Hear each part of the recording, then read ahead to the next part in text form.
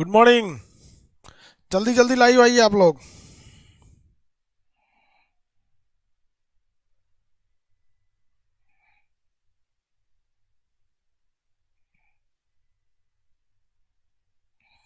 आ गए लोग? कल कुछ दिए थे आप लोग को याद करने के लिए। कहे थे कि अगर नहीं याद रहेगा तो शराब देंगे आज। कौन कौन याद किया है? Good afternoon.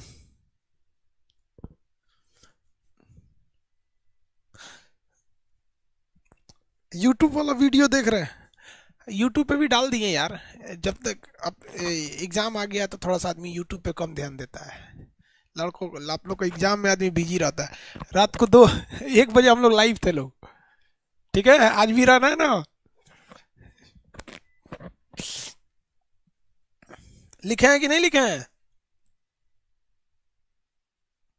You can ask.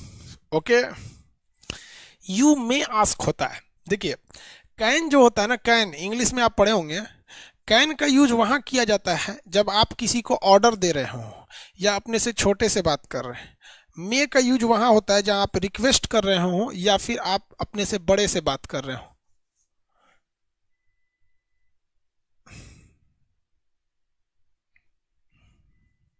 समझ में आया?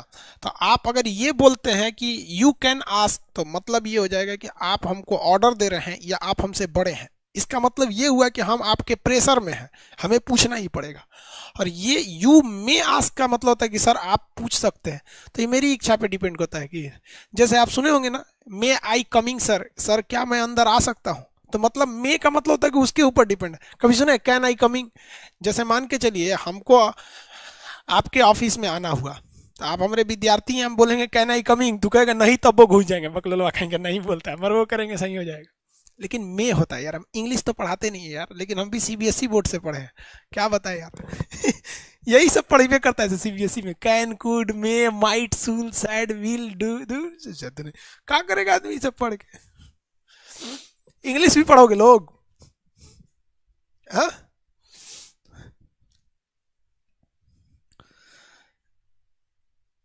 इंग्लिश पढ़ा दीजिए ना भैया। कौन कौन सी पढ़ाएगा आदमी?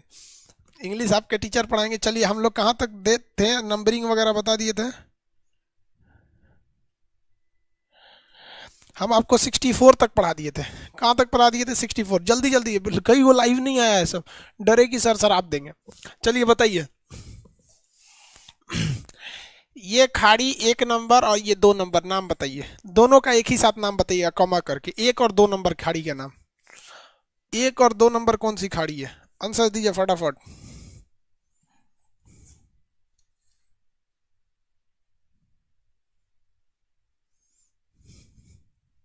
हाँ, अलास्का की खाड़ी और कैलिफोर्निया की खाड़ी। Very good. एगो लड़का लिख दिए एसी। हम समझ गए भैया, अलास्का बोल रहा है और कैलिफोर्निया कर रहा है। हम, आप बस इशारा कर दीजिएगा, हम समझ जाएंगे। आप एक कदम बढ़ाओ हमारी ओर, हम दौड़ के चले आएंगे। 3 और 4 बताइए। यहाँ 3 और 4 नंबर, 2 खाड़ियों के नाम बताएंगे। 3 और 4, 3 और 4 नंबर पे बता दीजिए। हाँ, तस्मान सागर, मेलानेसियन सागर। तस्मान सागर और मेलानेसियन सागर, वेरी गुड। 3 4, तस्मान सागर और मेलानेसियन सागर।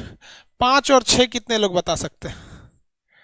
5 और 6, 5 और 6 कितने लोग बता सकते हैं? 5 और 6।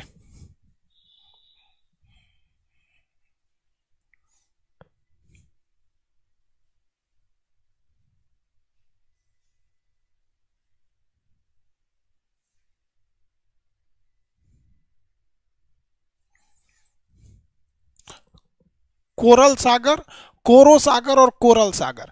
कोरो सागर और कोरल सागर। कोरो सागर और कोरल सागर। 7 और 8 बता दीजिए। 7 और 8 बता दीजिए। 7 और 8। 7 और 8। 7 8। सोलोमन सागर, बिस्मार्क सागर, वेरी गुड। सोलोमन सागर, बिस्मार्क सागर। सोलोमन सागर और बिस्मार्क सागर। सोलोमन सागर और बिस्मार्क सागर। 9 10 बता दीजिए। 9 और 10। 9 और 10, 9 10, 9 और 10 बता दीजिए, 9 और 10।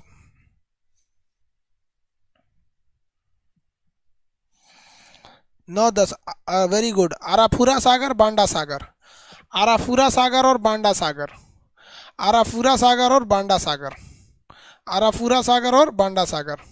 ठीक है, 9 10 क्या है? आराफुरा सागर और बांडा सागर। 11 और 12 बता दीजिए।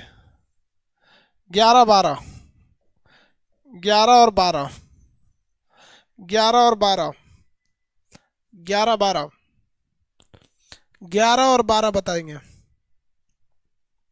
हाँ, 11 12, सेल्विस सागर और जावा सागर, सेल्विच सागर और जावा सागर, सेल्विच सागर और जावा सागर, सेलेबिस सागर और जावा सागर। वेरी गुड, सेलेबिस सागर और जावा सागर। चलिए तो 13 14 बता दीजिए तो, 13 और 14 बता दीजिए। 13 और 14, 13 और 14 बता दीजिए। 13 और 14 फटाफट। देखिए आज लड़के भाग गया, सब जान रहा था तो सर आप देंगे सर।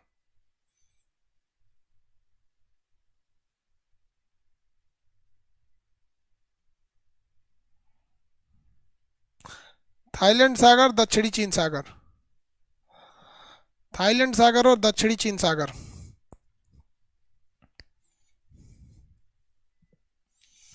थाईलैंड सागर और दक्षिणी चीन सागर, थाईलैंड सागर और दक्षिणी चीन सागर। Very good. 15 16 बता दीजिए। 15 और 16 बता दीजिए। 15 और 16, फिलीपीन सागर और पीला सागर। Very good. हाँ, फिलीपीन सागर पीला सागर नहीं, फिलीपीन सागर पूर्वी चीन सागर, फिलीपीन सागर और पूर्वी चीन सागर, फिलीपीन सागर और पूर्वी चीन सागर, फिलीपीन सागर पूर्वी चीन सागर, फिलीपीन सागर और पूर्वी चीन सागर। हाँ, ईस्टर्न चीन सागर, ईस्ट सी, इसी लिख देंगे, ईस्टर्न चीन सागर हो जाएगा। आप बताइए 17 और 18 बता दीजिए। 17 और 18, ये 17 और 18 वाला बताएंगे। 17 और 18, 17 और 18 नंबर। 17 और 18, जापान सागर पीला सागर। वेरी गुड, जापान सागर और पीला सागर 17 18 में हो जाएगा। जापान सागर और पीला सागर, जापान सागर और पीला सागर,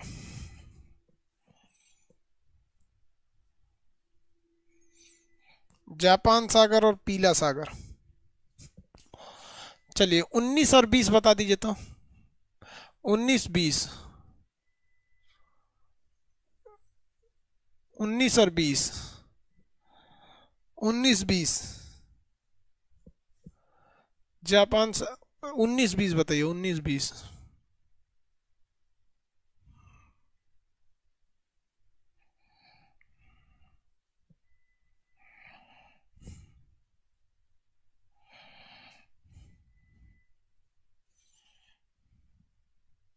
ओखोटस सागर, बेरिंग सागर, ओखोटस सागर और बेरिंग सागर।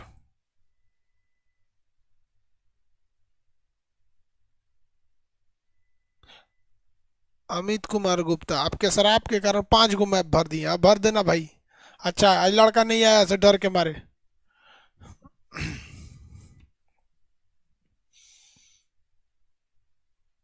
ओखोटस सागर और बेरिंग सागर हो गया ना। इधर में 21 और 22, 21 22 बताइए। 21 22, 21 और 22।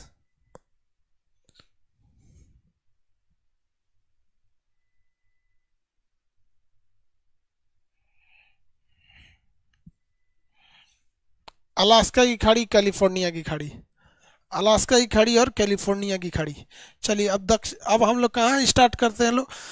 आर्कटिक महासागर के सीमांत सागर पे, आर्कटिक महासागर के सीमांत सागर में। चलिए देखिए ध्यान से, इसमें दो दो करके इसका ग्रुप याद करेंगे हम लोग। कितना करके? दो दो करके इसका ग्रुप याद करेंगे। रास सागर और डेविस सागर। देखिए यहाँ पर है रास सागर और यहाँ पर है डेविस सागर।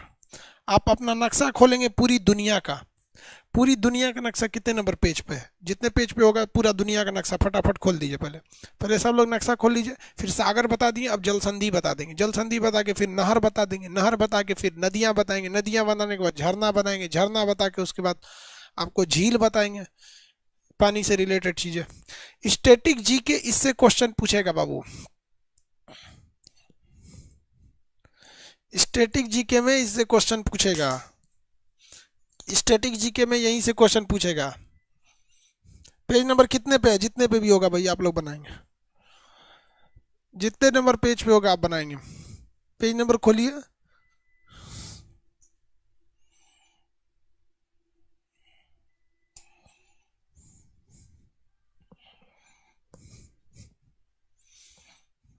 खोलिए। देखिए एकदम कोना में रास सागर लिखा होगा, एकदम कोना में क्या लिखा है, रास सागर, एकदम कोना में रास सागर। अब उसके भारत के ठीक नीचे डेविस सागर लिखिएगा, जहां भारत है उसके ठीक नीचे कलम से लिख लीजिए डेविस सागर। कौन सा सागर, डेविस सागर, डेविस सागर।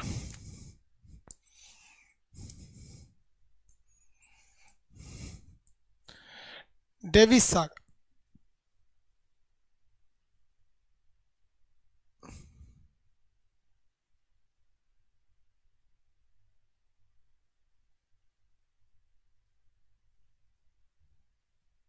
लिख लिए।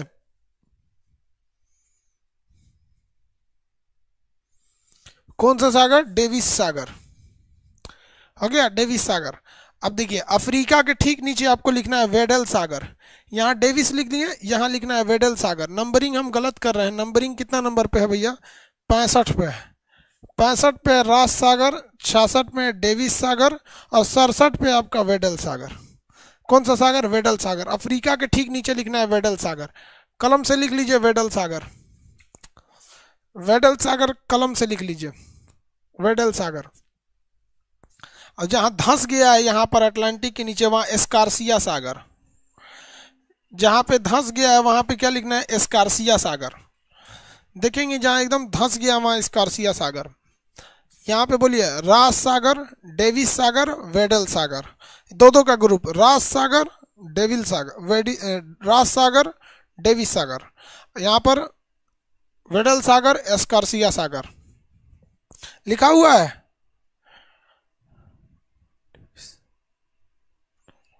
लिखा हुआ है, बढ़िया बात है। तुम जो मेरा नक्शा आ रहा है ना उसमें सब लिखा हुआ रहेगा, आपको लिखने की जरूरत नहीं पड़ेगी, वहां पे हम सब कुछ लिखा हुआ देंगे। वो जनवरी में आएगा एटलस। ये बोलिए तो रास सागर, डेविस सागर, वेडल सागर, एस्कॉर्सिया सागर, एस्कॉर्सिया सागर। कौन सा सागर, एस्कॉर्सिया सागर। अब देखिए ये अमेरिका जहां खत्म हो रहा है, दक्षिणी अमेरिका, इसके ठीक नीचे होगा ड्रैक पास। एक रास्ता है समुंदर का, ये चौड़ा रास्ता, इसे कहते हैं ड्रैक पास। ड्रैक पास कहेगा अमेरिका, दक्षिणी अमेरिका और अंटार्कटिका को अलग करेगा, ड्रैक पास। कौन अलग करेगा, ड्रैक पास। देखिए कौन सा है, ड्रैक पास लिखा होगा आपको, ड्रैक पासेज, ड्रैक पासेज। क्या लिखा है भैया, ड्रैक पासेज।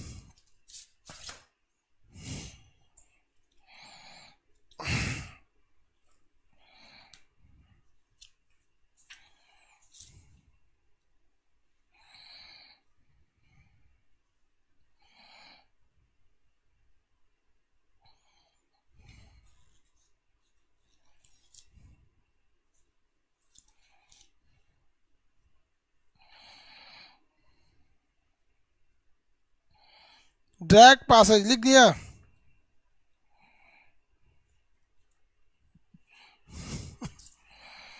नहीं लिखा, नहीं लिखा तो लिख दीजिए यार, ड्रैक पास। उसके इधर देखेंगे अमंडसन सागर, इस साइड में देखेंगे तो अमंडसन सागर। देखिए यहाँ था अमंडसन की खाड़ी, यहाँ है अमंडसन सागर। यहाँ अमंडसन की खाड़ी सागर है, वहाँ था अमंडसन की खाड़ी, तो अमंडसन सागर। टोटल 70 सागर। कितने सागर देखें, 70 सागर। अब ये मत कहिएगा 7 समुंदर पार में तेरे पीछे पीछे आ गई, तो लड़की क्या बोलेगी 7 समुंदर पार में तेरे पीछे पीछे आ गई। लड़का कहेगा 70 समुंदर पार में तेरे पीछे पीछे आ गया। जो ये बताता है कि लड़का भी खचरा होता है। समझ में आ गया कि नहीं आ गया? 70 समुंदर, लड़की क्या बोलेगी 7 समुंदर, लड़का बोलेगा 70 समुंदर। किसी को कोई दिक्कत? 70 समुंदर, दो दो के ग्रुप बोलिए। रास सागर, डेविस सागर, वेडल सागर, एस्कॉर्सिया सागर, ड्रैक पास, अमुंडसन सागर, ड्रैक पास, अमुंडसन सागर, ड्रैक पास के बाद अमुंडसन सागर, ड्रैक पास के बाद अमुंडसन सागर। याद रहेगा?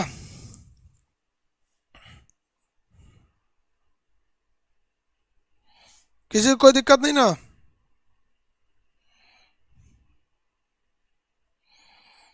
किसी को दिक्कत है तो बोलिए।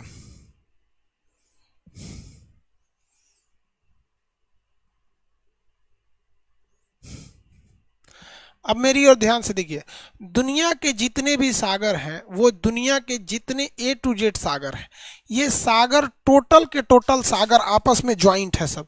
ये जितने भी समुंदर हैं, ये जितने सागर हैं सब आपस में ज्वाइंट है। अब आपको फिजिक्स पता होगा कि पानी यानी लिक्विड का एक प्रॉपर्टी होता है कि अगर आप इसे आपस में ज्वाइंट कर दीजिएगा, जैसे इनको अगर आप ज्वाइंट कर देते हैं तो ज्वाइंट करने के कारण, ज्वाइंट करने के बाद ये इनका लेवल हमेशा बराबर हो जाता है। दो पानी को अगर आप आपस में ज्वाइंट कर देते हैं तो उनका लेवल हमेशा क्या हो जाएगा? बराबर हो जाएगा। एक तालाब को अगर आप दूसरे तालाब से ज्वाइंट कर देंगे पाइप के रास्ते तो दोनों का लेवल क्या हो जाएगा? बराबर हो जाएगा।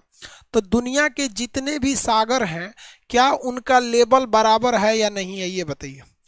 दुनिया में जितने भी समुंदर है उन सारे के सारे समुंदर का लेवल क्या है? आपस में बराबर है। जब ये लेवल आपस में बराबर हो जाता है, ज्वाइंट है, तो इनका लेवल बराबर हो जाएगा। इसीलिए दुनिया में किसी भी चीज की ऊंचाई नापनी है तो आप कहाँ से नापते हैं? समुंदर तल से। जैसे अगर आपको हिमालय की ऊंचाई नापना है तो बिहार से नापिएगा, तो बिहार ऑलरेडी समुंदर से 55 मीटर ऊंचा है, तो कुछ और आएगा। नेपाल से नापिएगा तो पासे दिखने लगेगा, चाइना से नापिएगा तो औरों पास दिखने लगेगा, सिक्किम से नापिएगा तो थोड़ा कम ऊंचाई दिखेगा, केरला से नापिएगा तो थोड़ा और कम निकलेगा। तो उससे बेहतर आदमी नापे कहाँ से किसी चीज की ऊंचाई? तो हर चीज की ऊंचाई को कहाँ से नापा जाता है? समुंदर के तल से। किसी भी चीज की ऊंचाई को कैसे नापा जाता है? समुंदर के तल से, समुद्र तल से। दुनिया का हर एक चीज समुद्र तल आपस में बराबर है। जैसे यहां देखिए, मान के चलिए ये समुद्र है, ये समुद्र है, तो समुद्र का तल लेवल समान रहता है, ठीक है। अब यहाँ पे जमीन कहीं ऊंची है कहीं नीची है, इसे कहीं पे पहाड़ है, कहीं इधर भी लोग रहते हैं, ऐसे। तो उससे बेहतर है कि भैया ये दुनिया में कोई भी चीज को नापना है तो समुद्र के लेवल से नापिए। ये समुद्र का लेवल है। अब इसकी ऊंचाई नापनी है तो आप कहां से नापेंगे? समुद्र तल से नापेंगे। अब इसकी भी ऊंचाई नापनी है तो कहां से नापिएगा? समुद्र तल से नापिएगा। इसकी ऊंचाई नापनी है तो इसको भी समुद्र तल से नापिएगा। किसी भी चीज की ऊंचाई समुद्र तल से नापी जाती है। रेलवे स्टेशन पे देखिएगा तो ऊंचाई लिखी रहती है समुद्र तल से ऊंचाई। क्या लिखी रहती है? समुद्र तल से ऊंचाई। आप रेलवे स्टेशन पे जाइएगा, ये ड्राइवर के लिए लिखा रहता है कि रेलवे स्टेशन पे ऊंचाई यानी ग्रेडियंट लिखा रहता है, ताकि ड्राइवर को जब लग जाता है कि नहीं समुद्र तल से ऊंचाई ज़्यादा है तो ब्रेक पैडल पे ज़्यादा ध्यान देता है और पहियों के पास वो सैंड गिराता है, बालू। आप रेलवे का एक वो बोर्ड वीडियो बनाए हुए हैं, आप उसमें जाके देखेंगे तो रेलवे का हम सारा इंजन के बारे में बताए हैं कि इंजन में कैसे कैसे क्या काम करता है। तो उसमें आप देखेंगे तो बालू गिरा के चलता है वरना स्लिप कर जाएगा। तो आप में ये तो समझ में आ गया आप लोगों को कि भाई साहब जो भी चीजें होती है वो समुद्र तल से ऊंचाई क्यों नापी जाती है। किसी को इसमें दिक्कत है तो बोलिए। अरे एवरेस्ट की न्यू हाइट 8,848.8 हो गया है। समुद्र तल से नापा जाता है। किसी को दिक्कत है तो बोलिए। इतना समझ में आ गया कि किसी भी चीज की हाइट कहां से नापी जाती है? तो समुद्र तल से नापी जाती है। समुद्र तल से ही क्यों नापी जाती है? Concept clear?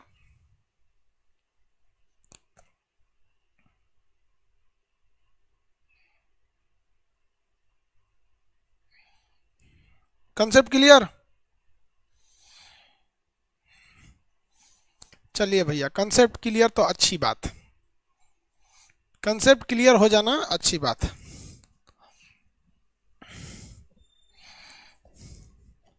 हम आपसे अगर पूछते हैं कि अगर कोई सागर है जो आपस में जुड़ा नहीं है तो क्या आप उसे सागर कहिएगा?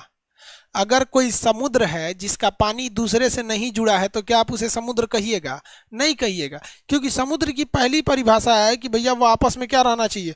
जुड़ा रहना चाहिए। नहीं जुड़ेगा तो आप उसे समुद्र नहीं कह सकते हैं, भले आप उसमें कुछ भी करते रहिए, उसे आप समुद्र नहीं कहेंगे। जैसे हम आपको एक एग्जाम्पल देते हैं, एग्जाम्पल के तौर पर अगर आप देखिएगा तो आपको कौन सा एग्जाम्पल दे देते हैं, लो भैया देख ली। आप यहां एग्जाम्पल देखिए, ये है आपका कैस्पियन सागर, नाम है इसका कैस्पियन सागर। क्या ये सागर है? नाम इसका कैस्पियन सागर है। क्या ये सागर है? क्या ये सागर है?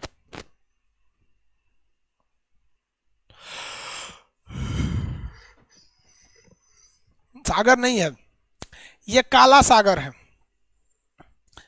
क्या काला सागर सागर है? क्या काला सागर सागर है?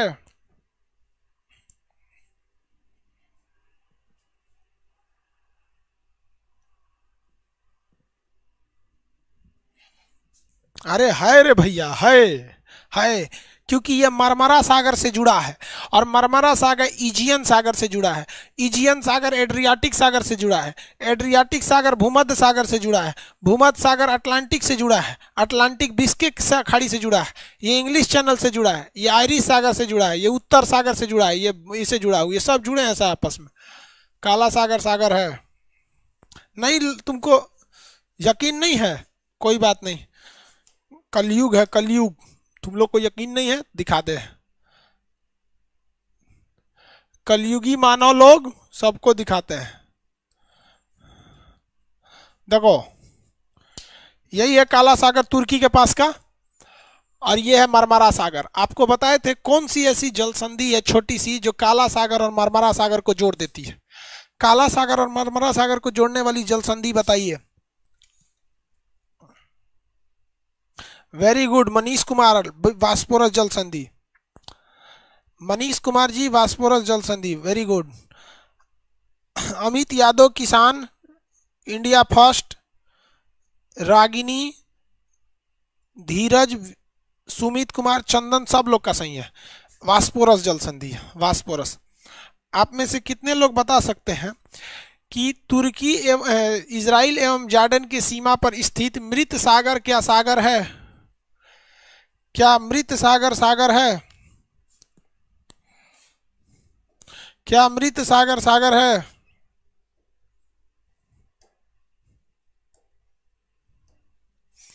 क्या मृत सागर सागर है?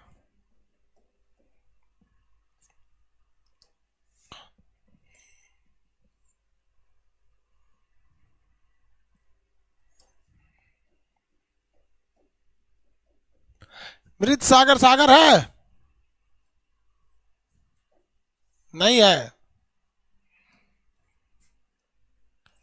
मृत सागर सागर नहीं है। क्यों नहीं है? तुर्की और जॉर्डन के सीमा पर है। देखिए, यह है मृत सागर। मृत सागर, ये सागर नहीं है। इस साइड में जॉर्डन है, इस साइड में इजराइल है। इजराइल और जॉर्डन के सीमा पर स्थित मृत सागर कभी भी सागर नहीं बन सकता। ये सागर नहीं है, सागर में नहीं आते हैं सब। और एग्जांपल दें आपको?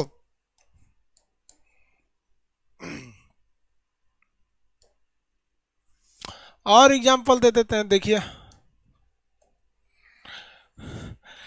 क्या अराल सागर सागर है? अराल सागर सागर है? क्या अराल सागर सागर है? नहीं है। अराल सागर सागर नहीं है। तो देखिए, 3 सागर के नाम याद रखेंगे, अराल सागर, मृत सागर और कैस्पियन सागर। ये सब के सब झील हैं, सब के सब क्या है? झील है। सब बंद हो जाता है तो उसे झील कहा जाता है। बंद हो जाता है तो उसे क्या कहा जाता है? झील कहा जाएगा, झील। किसी को दिक्कत?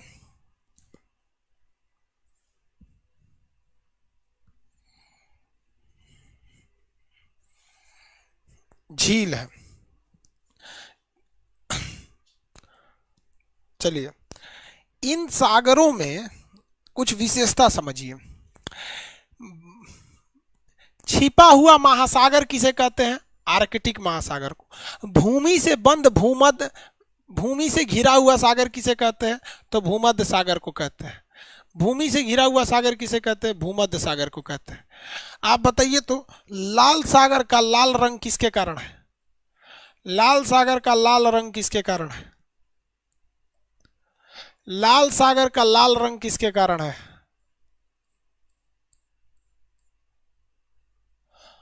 लाल सागर का लाल रंग किसके कारण है?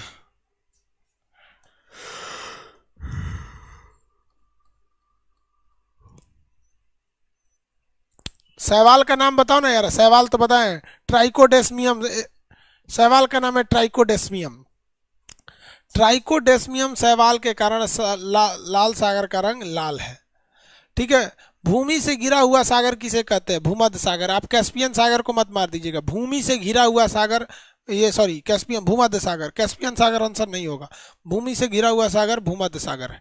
इसको लिखते चलिएगा, आपका सागर का जो लिस्ट है वहां लिख दीजिएगा। सारगैसो सागर में क्या है? तट विहीन, तट विहीन, इसके पास तट नहीं है, तट विहीन है। सारगैसो में क्या लिखेंगे? तट विहीन है, इसमें कोई भी तट नहीं है, तट विहीन सागर है, तट विहीन सागर है। और भूमध्य सागर में क्या लिखेंगे? भूमि से घिरा हुआ सागर। लाल सागर में शैवाल के कारण ट्राइकोडेस्मियम, ट्राइकोडेस्मियम,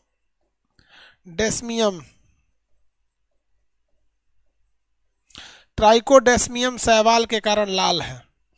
ट्राइकोडेस्मियम शैवाल के कारण ये लाल रंग का होता है। सबसे बड़ा सागर कौन सा है? दक्षिणी चीन सागर। सबसे बड़ा सागर कौन सा है? दक्षिणी चीन सागर, दक्षिणी चीन सागर।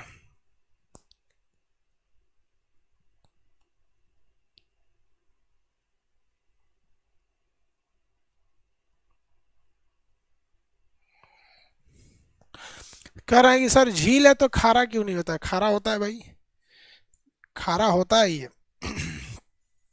इसके पानी क्या हो जाते हैं? खारा हो जाता है। चलिए, अब हम आपको कुछ चक्रवातों के बारे में बताते हैं। चक्रवात, आप देखिए अगला टॉपिक है चक्रवात। आप उसे भर लीजिएगा नक्शा में, मटेरियल में आपको क्या कर लेना है? भर लेना है।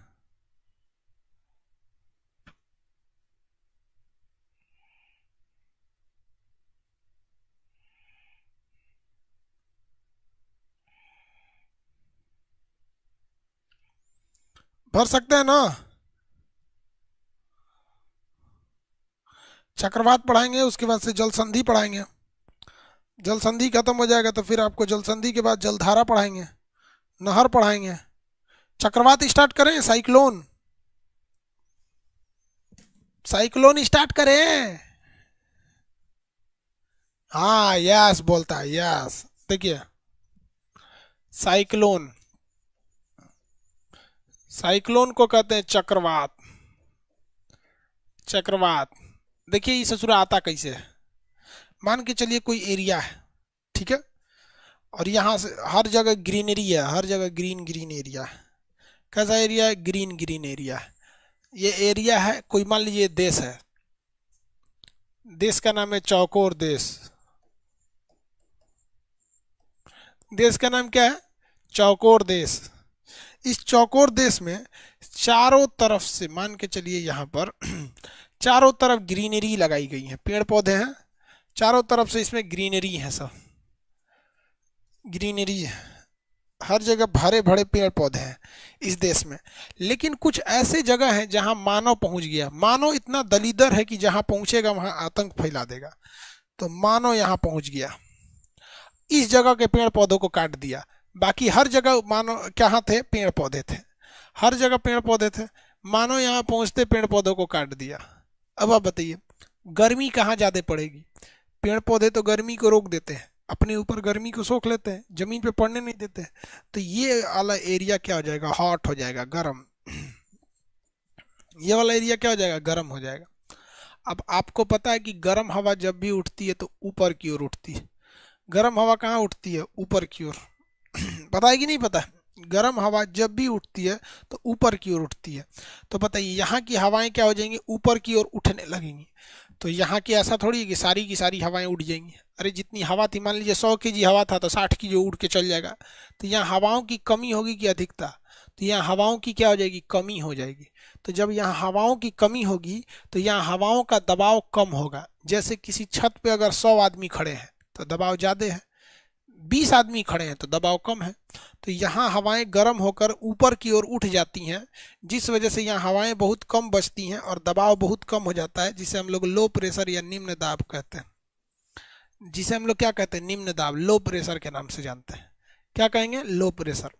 यही लो प्रेशर निमंत्रण है, दावत है अगल बगल की हवाओं का कि तुम आ जाओ।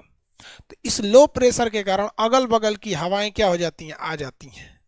अगल बगल की हवाओं का आ जाना ही क्या कहलाता है, चक्रवात कहलाता है। और सब एक साथ आके बवंडर की तरह नाचने लगती हैं सब यहाँ पर, इसी को क्या कहते हैं, चक्रवात कहते हैं। तो क्वेश्चन पूछेगा, चक्रवात में हवाएं बाहर से अंदर आती हैं या अंदर से बाहर जाती हैं, बताइए। चक्रवात में हवाएं बाहर से अंदर आती हैं या अंदर से बाहर जाती हैं। चक्रवात में क्या होता है, हवाएं बाहर से अंदर आती हैं, बाहर से अंदर आएगी, बाहर से अंदर आती हैं। चक्रवात बड़ी खतरनाक होता है।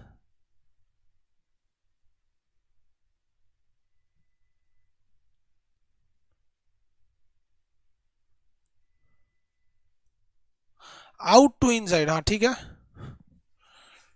बाहर से क्या आती हैं, अंदर की ओर हवाएं आती हैं। ये हवाएं क्या होती हैं, बाहर से अंदर की ओर चली जाती हैं।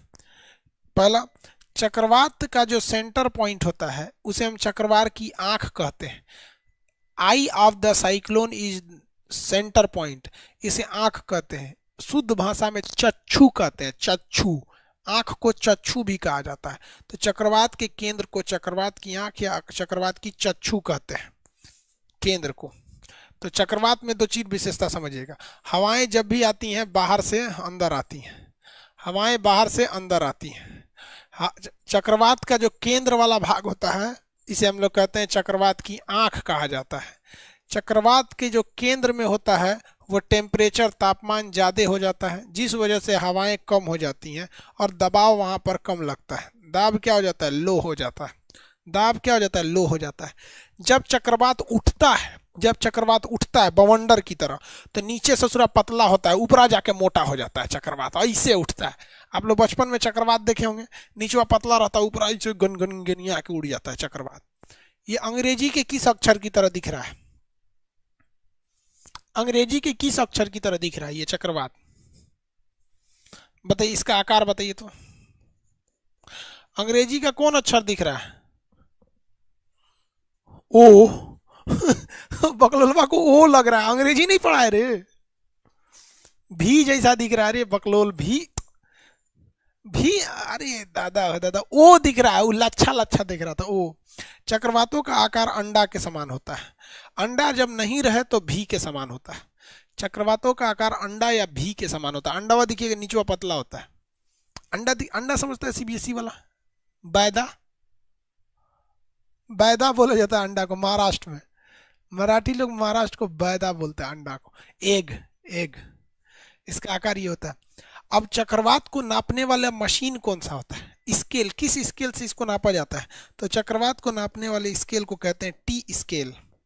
टी स्केल, कौन सी मशीन से नापते हैं, टी स्केल से नापते हैं।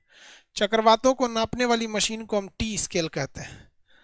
चक्रवातों को नापने वाली मशीन को हम टी स्केल कहते हैं। चक्रवातों को नापने वाली मशीन को हम क्या कहते हैं, टी स्केल कहते हैं। क्या कहेंगे, टी स्केल कहेंगे। हवाएं कहां से आती हैं, बाहर से अंदर की ओर आती हैं। सर पहले मुर्गी आई थी कि पहले अंडा, बायोलॉजी में बताए थे, म्यूटेशन में जब दरोगा वाला बैच पढ़ाए थे तो पहले मुर्गी की पहले अंडा, म्यूटेशन से मुर्गी बन गई थी, उसके बाद अंडा। ठीक है, डायरेक्ट अंडा नहीं आया था, म्यूटेशन से क्या हो गया था, मुर्गी बन गए थे। जैसे कोरोना डायरेक्ट थोड़ी आया था, धीरे धीरे धीरे धीरे अपना रूप चेंज किया।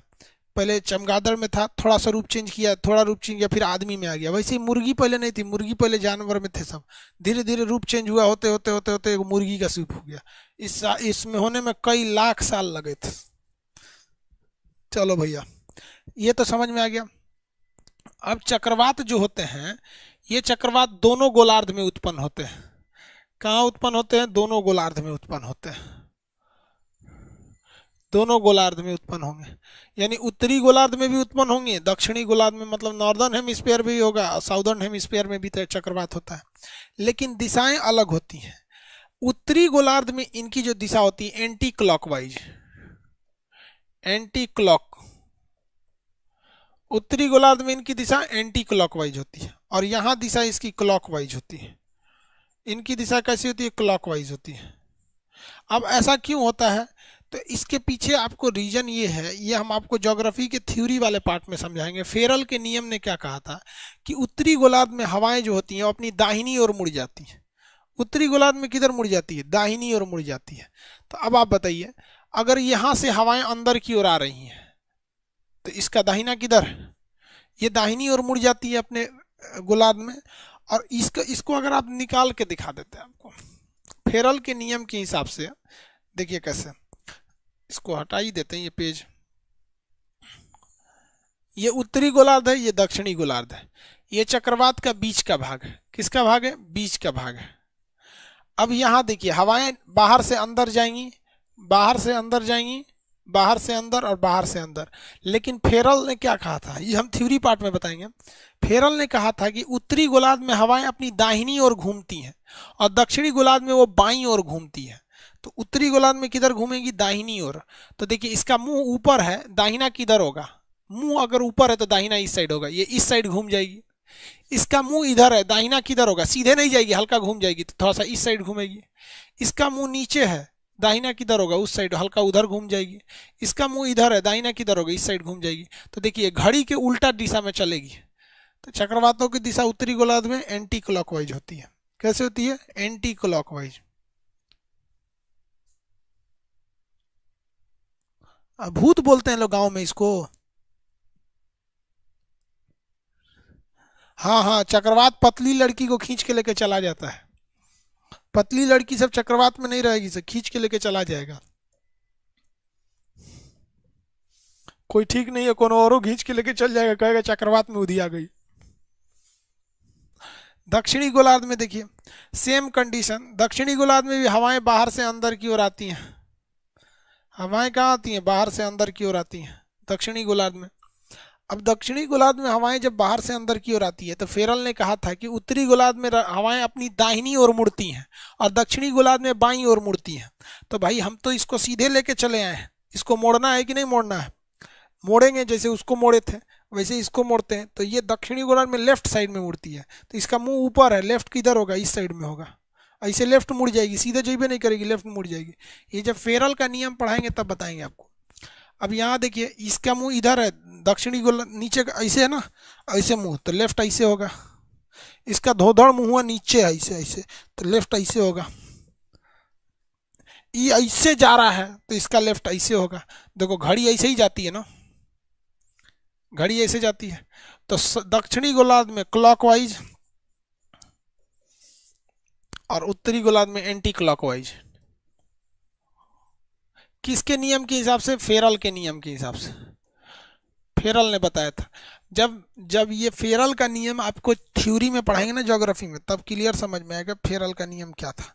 तो फेरल के नियम के हिसाब से ये उत्तरी गोलार्ध में क्लॉक और एंटी क्लॉकवाइज हो जाती। किसी को दिक्कत? बताइए, उत्तरी गोलार्ध में कैसी होगी? एंटी क्लॉक, एंटी क्लॉक, और दक्षिणी गोलार्ध में क्लॉक, क्लॉकवाइज, घड़ी के हिसाब से। अब हम आपसे पूछते हैं, ध्यान से दीजिएगा, कर्क रेखा और मकर रेखा के बीच के क्षेत्र को उष्ण कटिबंध यानी टेम्परेट जोन कहते हैं। टोराइड जोन, टेम्परेट नहीं, टोराइड जोन। तो ये कर्क और मकर रेखा के बीच में ये होता है, इसे हम क्या कहते हैं? उष्ण कटिबंध। कर्क और मकर रेखा के बीच के क्षेत्र को क्या कहते हैं? उष्ण कटिबंध कहते हैं। क्या कहेंगे? उष्ण कटिबंध। और इसके नीचे वाले क्षेत्र को हम कहते हैं शीत कटिबंध यानी शीतोष्ण कटिबंध। तो ये नीचे वाला हो गया शीतोष्ण, बीच वाला हो गया उष्ण कटिबंध यानी टोरिड जोन हो गया उष्ण कटिबंध, और ये कौन हो गया शीतोष्ण कटिबंध, और उसके नीचे हो जाता है शीत कटिबंध, शीतोष्ण कटिबंध। ठीक है, शीतोष्ण कटिबंध। अब आपसे मैं एक सवाल पूछते हैं, ये चक्रवात आया क्यों था? क्योंकि सूरज की रोशनी पड़ने से ये एरिया गर्म हो गया था। अगर गर्म नहीं हुआ रहता तो यहाँ की हवाएं ऊपर नहीं जाती, तो यहाँ हवाओं की कमी नहीं होती। यानी चक्रवात आने में सबसे महत्वपूर्ण भूमिका, जो मेन इंपॉर्टेंट, जो मेन फैक्टर होता है वो होता है आपका सूरज का चमकना। सूरज का क्या हो जाता है? चमकना। अब अगर सूरज चमकेगा ही नहीं या कम चमकेगा तो चक्रवात नहीं आएंगे। आप बताइए ज्यादा चक्रवात कहाँ आएंगे? टॉरिड जोन में आएंगे या टेम्परेट जोन में आएंगे? मतलब उष्ण कटिबंध में आएंगे या शीतोष्ण कटिबंध में आएंगे? दोनों में से कहां ज्यादा चक्रवात आएंगे? बताइए भाई।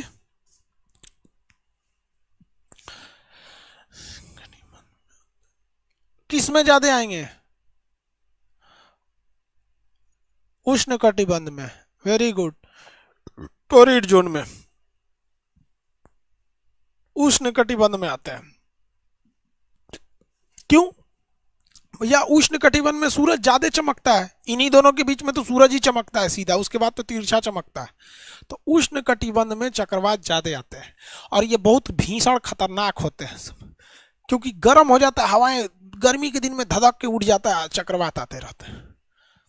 शीतोष्ण कटिबंध में भी चक्रवात आते हैं बट वह बहुत ही कमजोर होते हैं। बहुत ही क्या होते हैं? कमजोर होते हैं। क्वेश्चन आएगा कि कौन से चक्रवात खतरनाक होते हैं। क्वेश्चन पूछेगा चक्रवात में खतरनाक चक्रवात कौन होता है, तो खतरनाक चक्रवात में आंसर क्या देंगे? बताइए तो, खतरनाक कौन सा होता है? कौन सा चक्रवात खतरनाक होगा? तो उष्ण कटिबंध वाला। उष्ण कटिबंध ये वाला चक्रवात जो होता है ज्यादा पावरफुल होता है शीतोष्ण चक्रवात से, शीतोष्ण चक्रवात से। ठीक है, देखते हैं आप लोग भूगोल को पढ़ पाते हैं या नहीं। कितने लोगों का माइंड तेज है, शार्प है, समझ के हिसाब से चलते हैं या नहीं चलते, अभी पता चल जाएगा। ये ऊपर वाला कटिबंध है फ्रिजिड जोन, जम जाता है। शीत कटिबंध, फ्रिजिड जोन या शीत कटिबंध, फ्रिजिड जोन या शीत कटिबंध, इन तीनों में से वो कौन सा ऐसा कटिबंध है जहां चक्रवात नहीं के बराबर आता है या आता ही नहीं है? इन तीनों में से वह कौन सा कटिबंध है जहां चक्रवात या तो आता ही नहीं है या तो नहीं के बराबर आता है?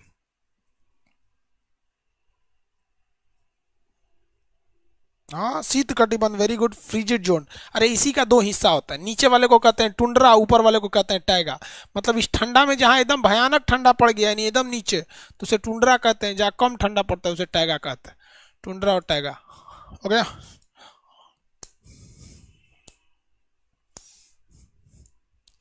Tundra and taiga.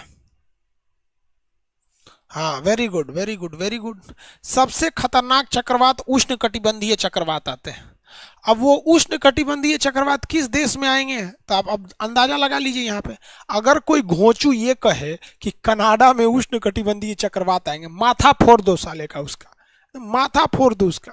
अगर कोई ये कहे कि कश्मीर में उष्ण कटिबंधीय चक्रवात आएगा, तूर दो उसको, पकड़ के कमर तूर दो इसको। हाँ, भारत में उष्ण आएगा, लगभग यूपी बिहार में भी आ जाएगा, क्योंकि देखिए एकदम यहीं से गई है कर्क रेखा, जस्ट यूपी के जस्ट नीचे से गई है एकदम हल्का सा यहाँ पे। तो ऐसा थोड़ी है कि यहाँ से चक्रवात कहेगा ना ना ना ना यूपी आ गया, वापस चलो यूपी में नहीं जाना है, ऐसा थोड़ी हो गया।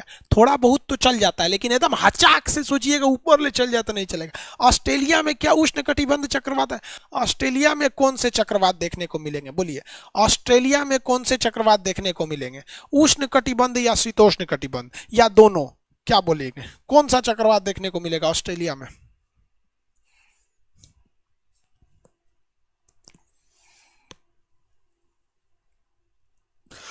बोथ दोनों चक्रवात देखने को मिलते हैं। न्यूजीलैंड में, न्यूजीलैंड में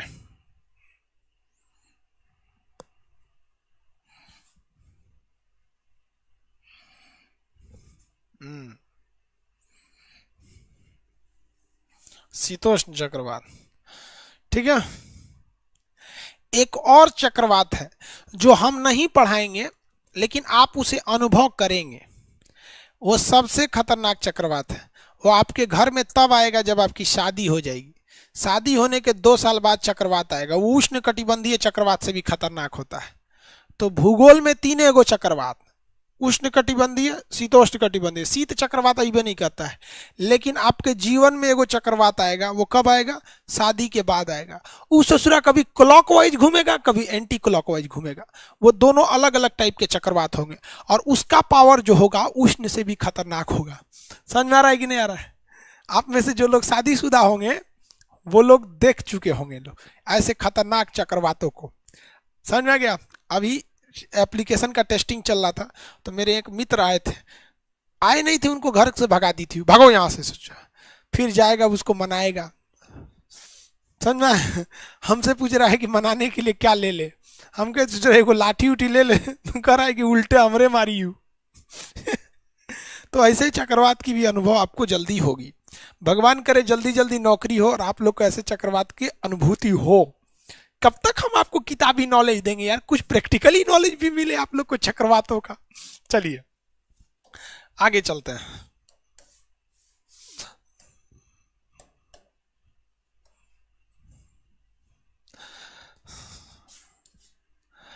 अब इन चक्रवातों में ना कुछ फेमस चक्रवात है।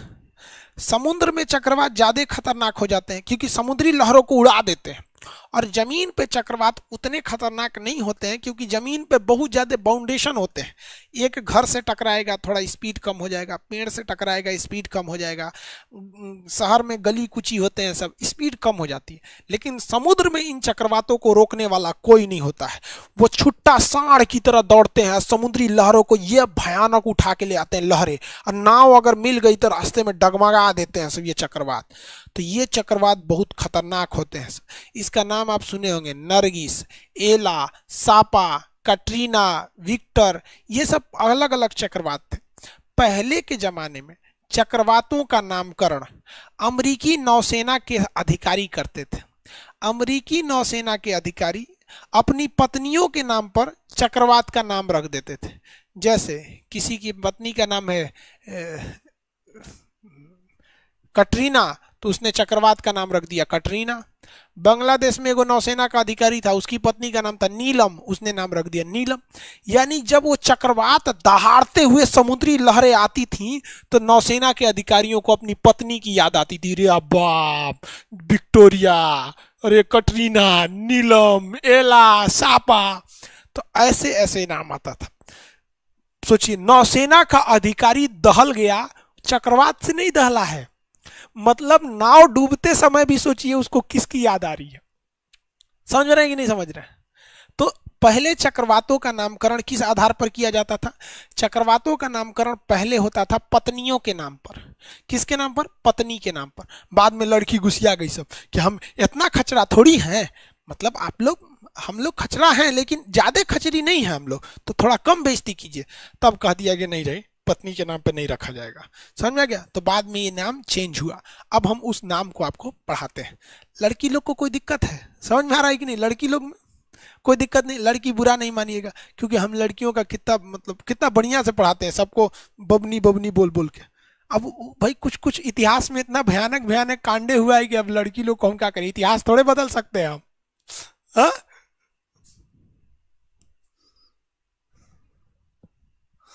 हो गया निसर्ग, अरे बाप रे बाप।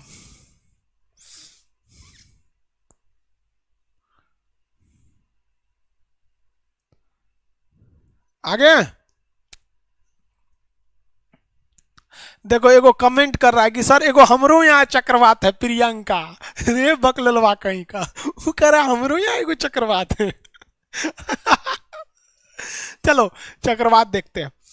देखिए, अमेरिका में एक चक्रवात आता है जिसका नाम है टार्नेडो। अमेरिका में एक चक्रवात क्या आता है, टार्नेडो। ये बहुत खतरनाक चक्रवात है टार्नेडो। टार्नेडो चक्रवात बहुत खतरनाक है, इसकी स्पीड सबसे ज्यादा होती है। टार्नेडो, टार्नेडो साइक्लोन, यह सजुराई बादल के जैसे इतना भयानक आता है ना, ये उखाड़ ले जाता है घर द्वार जहां से गुजरेगा। इसका ऊपरी भाग जो होता है वो किससे जुड़ा रहता है भाई, बादल से जुड़ा रहता है इस टार्नेडो का।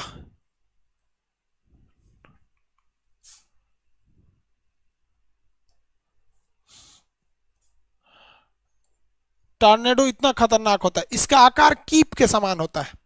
इसका आकार किसके समान होता है, कीप के जैसा होता है, कीप।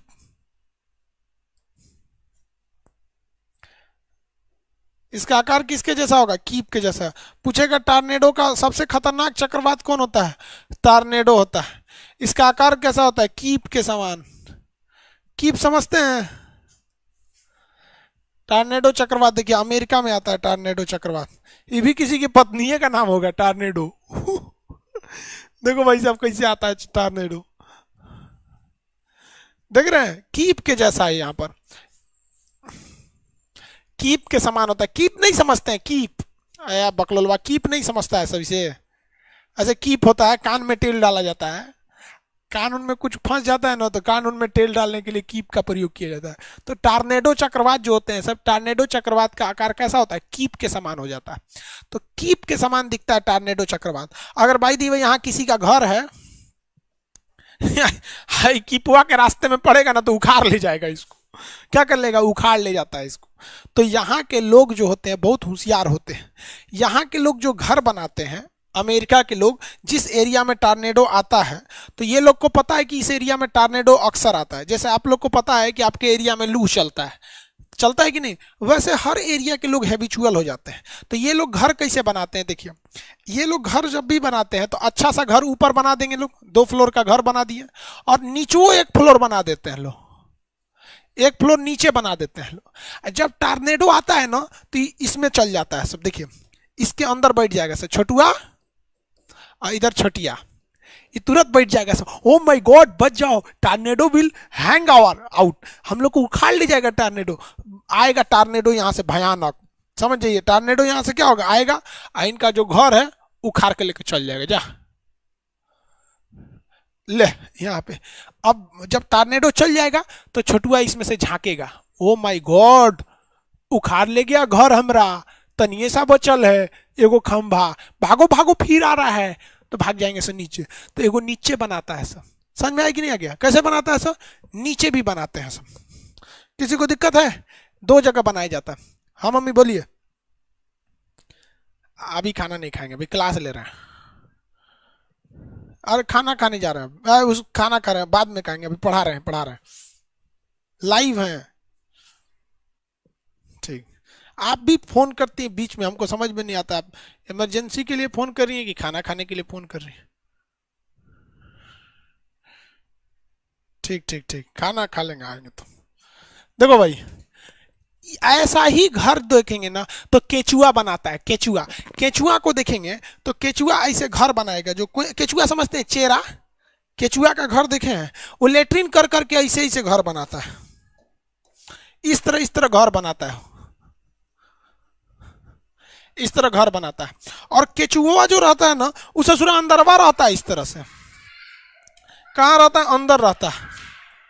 और इसमें ना यहाँ से एक छोटा सा रास्ता से जाता है यहाँ पर, अगर आप इसके घर को उखाड़ ले जाइएगा तो केचुआ अंदर से देखेगा, सचुरा कहीं का 1 हफ्ता से लेटरिन कर करके बनाए थे, 1 हफ्ता का लेके चल गया, जाओ कोई दिक्कत नहीं, फिर करेंगे हम, फिर घर बनेगा। उससे कछुआ, केचुआ इसे लेटरिन से करके बना, इसीलिए कछुआ को किसान का मित्र कहते हैं। ये खोखला कर देता है ना तो अंदर ऑक्सीजन और नाइट्रोजन जमीन में अंदर अच्छे से पहुंच जाता है। तो केचुआ के सिद्धांत को देखकर अमेरिका जैसे विकसित देश लोग टॉर्नेडो से बचने के लिए अपने घर का निर्माण करते हैं। यह बताता है कि प्रकृति हमें अपने आप को जीवन जीने के लिए किस तरह से ढाल देता है, हम लोग अपने आप को ढाल लेते हैं। टॉर्नेडो समझ में आ गया, आगे बढ़े।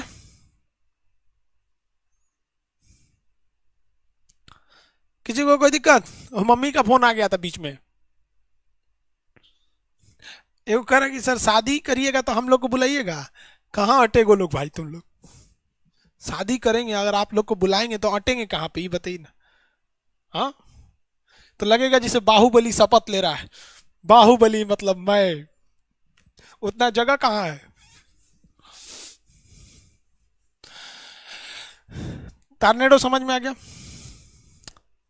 दूसरा आता है हरिकेन। दूसरा एक चीज और समझिएगा, टॉर्नेडो में, टॉर्नेडो की एक और कैटेगरी होती है कि अगर ये टॉर्नेडो समुद्र पर आएगा, अगर ये टॉर्नेडो समुद्र में आएगा तो कोनो नाव को उलाट देगा। देखिए इस समुद्र में आया, तो जब कभी भी टॉर्नेडो समुद्र में आता है तो इसे हम लोग वाटर पिलर या जल स्तंभ कहते हैं। जल स्तंभ, क्या कहेंगे, जल स्तंभ कहते हैं। तो टॉर्नेडो जब कभी समुद्र के ऊपर से गुजरता है, और मान के चलिए यहाँ पे और कोई जहाज है इस तरह से, ये कोई जहाज है, तो मारेगा, फेंका जाएंगे, जहाजिया को फेंक देगा यहां से। किसी को कोई दिक्कत नहीं है, आगे बढ़े।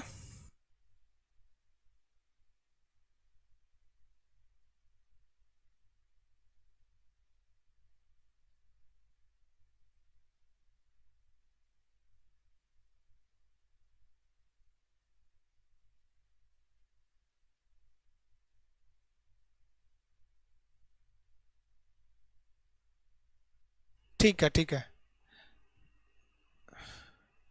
एगो तो इसे बैंक वाला फोन करके कहता है कि आपको ये चाहिए, लोन चाहिए, है चाहिए, नहीं।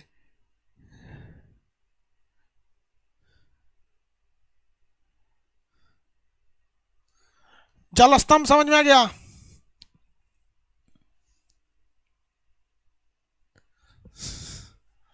वो कह रहा है सर पटना के गांधी मैदान में शादी कर लीजिएगा, अट जाएंगे लोग। नहीं अटेगा उसमें भी, खाली एप्लीकेशन वहां पे 4,10,000 लड़का है सब। हरिकेन आता है कैरेबियन सागर में। हरिकेन कहाँ आता है, कैरेबियन सागर में। टॉर्नेडो कहाँ आता है, टॉर्नेडो कहाँ आएगा, उसमें आएगा। चलो समझ में आ गया। अरे बाबू टाइम क्रॉस कर गया, उस वाले बैच में घुस चुका है, ज्योग्राफी वाले बैच में टाइम घुस चुका है, कल क्लास करेंगे। ले अब ज्योग्राफी का क्लास डिस्टर्ब हो जाएगा। अब हम क्या करें, हम यहाँ पे इस वाला टाइम उसमें घुस गया, अब वो एप्लीकेशन वाला लेवे नहीं करेगा। अब पढ़ाते में समझे में नहीं आया कि किस में चला गया, टाइम में चल गया इस। अब ज्योग्राफी वाले का क्या करें, एप्लीकेशन में लेगा ही नहीं। एक बैच का शेड्यूल रहता है, इसका इस पे चढ़ जाएंगे तो भी इसको हटाना पड़ जाएगा। अब क्या करेंगे इसको, ज्योग्राफी वाले को देखते हैं, कुछ ज्योग्राफी वाले को। चलिए अब मिलेंगे ज्योग्राफी वाले को, थोड़ा शेड्यूल चेंज करेंगे, अब कल मिलेंगे, कल ज्योग्राफी करा देते हैं, ज्योग्राफी करा देंगे, आप टेंशन नहीं लीजिए।